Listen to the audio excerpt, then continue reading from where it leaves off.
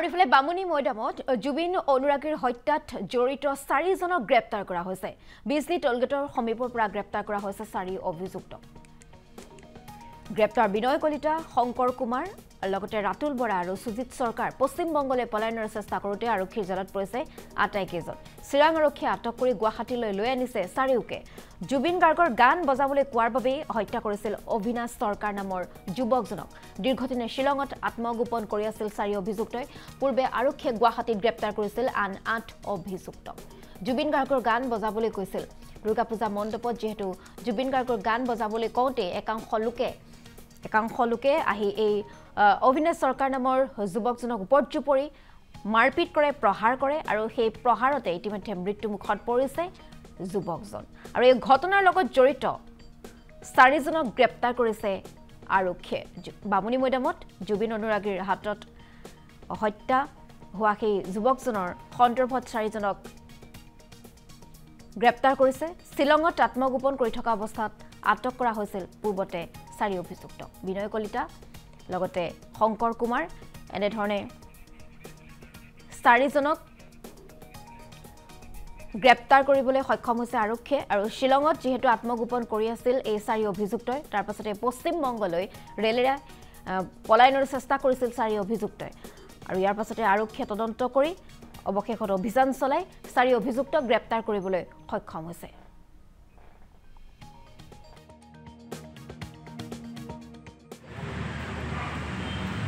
যোৱা ৰাতি 10টামান বজাত এটা দুৰ্ঘটনা এটা হৈছিলে। লেঞ্চিঙৰ কেছ হৈছিলে কালিবাৰী দুৰ্গা মণ্ডপৰ ওচৰত, যিটো চাৰমাই থানাৰ অন্তৰ্গত। আৰু সেই সংক্ৰান্তে কেছ এটা ৰুজু হৈছিলে 213/25 আণ্ডাৰ ছেকশ্যন 103 2 BNS। আৰু ইতিমধ্যে আমি 8জন আছামে আমি কাৰেক্ট কৰি পেলাই জুডিচিয়েল কাষ্টডিত ফৰৱাৰ্ড কৰিছোঁ আৰু 3 জনক আমি পুলিচ ৰিমাণ্ডত লৈ অনা হৈছে। আৰু এই তদন্তটো প্ৰকৃত চলি আছিলে। আৰু 4জন একিউজড পলাতক হৈ আছিলে। এওঁলোকে শ্বিলঙত গৈছিলে। শ্বিলঙৰ পৰা আজি বলেৰ' গাড়ী এখনত ৱেষ্ট বেংগলৰ ফালে গৈ আছিলে। তেওঁলোকে ইণ্টাৰচেপ্ট কৰা হ'ল আৰু চিৰাং আৰক্ষীৰ সহায়ত বিজনী টলগেটৰ ওচৰত এই 4 জনক কাৰেক্ট কৰিবলৈ আমি সক্ষম হৈছোঁ। এওঁলোক হ'ল লংকু ওৰফে বিনয় কলিতা, শংকৰ কুমাৰ ৰাও, ৰাতুল বৰা আৰু সুজিত সৰকাৰ। ইতিমধ্যে আমাৰ টীম গৈছে, ইয়াৰ পৰা চিটি পুলিচৰ টীম গৈছে আৰু লৈ অনা হ'ব 4জন আছামী। এতিয়ালৈকে 8জনটো অলৰেডি আমি যোৱাকালি এৰেষ্ট কৰিলোঁ। আৰু এতিয়া এই 4 জনক আনি পেলাই আমি এওঁলোককো আমি এৰেষ্ট কৰিম। আৰু তদন্ত অব্যাহত আছে আৰু আমি আৰু চাই আছোঁ এওঁলোকৰ লগত আৰু কোনোবা জড়িত আছে নেকি।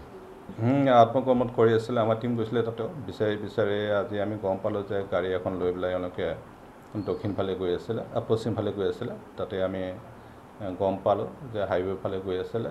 আৰু তাতে আমি লোৱাৰ আছামৰ যিবোৰ জিলা আছে সকলোকে আমি জনাইছিলোঁ। আৰু চিৰাং জিলাৰ আৰক্ষীয়ে যিটো বিজনী টলগেট তাতে এওঁলোকক ধৰিবলৈ সক্ষম হৈছে।